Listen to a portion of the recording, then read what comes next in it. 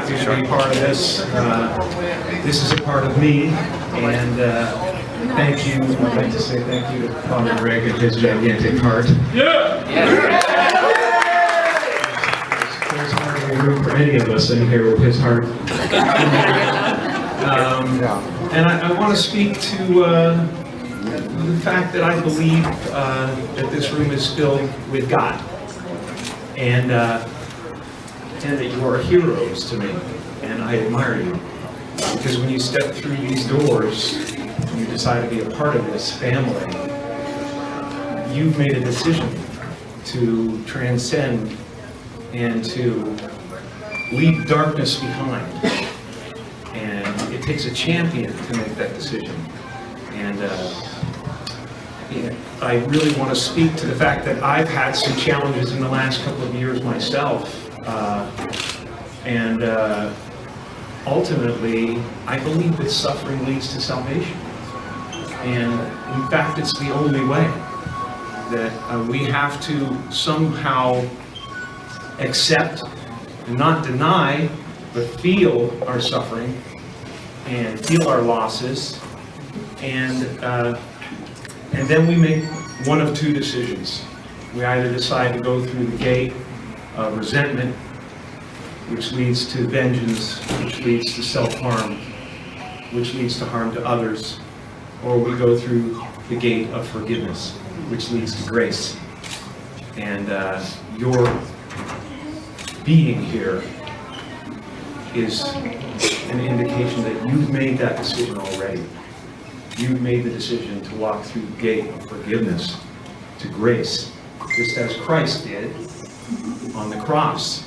He suffered terribly, and he was broken by it to the point of doubt and a feeling of absolute abandonment, which all of you felt.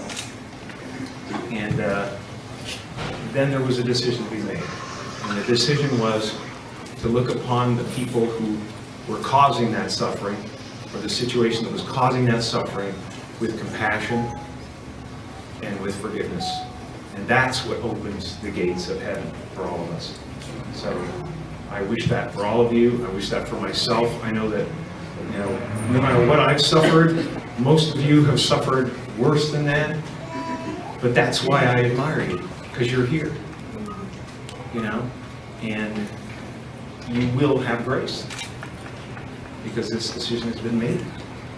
So I'm so glad to be with you and to be a part of this. Thank you, Father Greg. Thank you, John.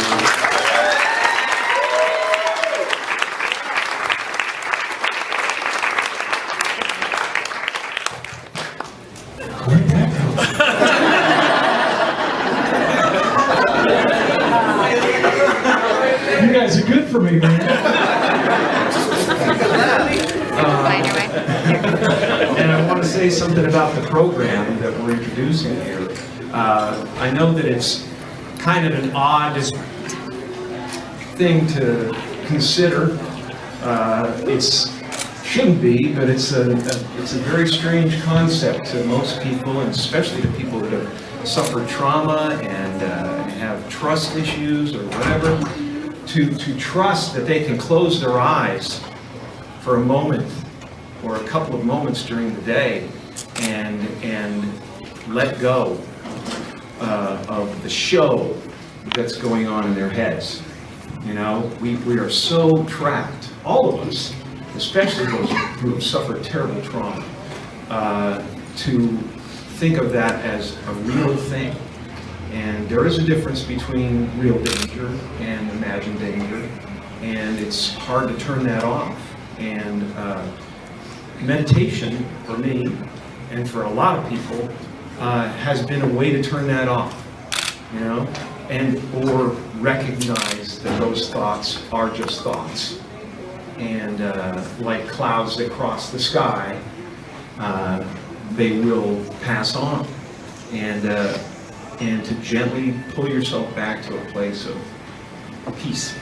And just to stop the spiral of thought, man. We get up in the morning and we open our eyes and the show begins, and it's a thriller for some people, and you can't help but get caught up in it. And it's important a couple of times during the day to stop and go, wait, this is just as real as those thoughts.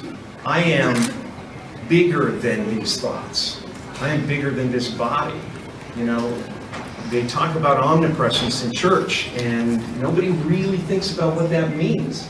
What it means is every cell of your body is God. Everything is God. Everything is divine.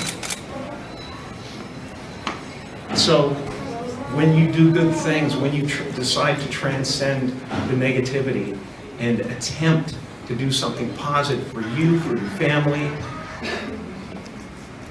you are the heart of God. You are the eyes of God. When you speak from that place, you are God's voice.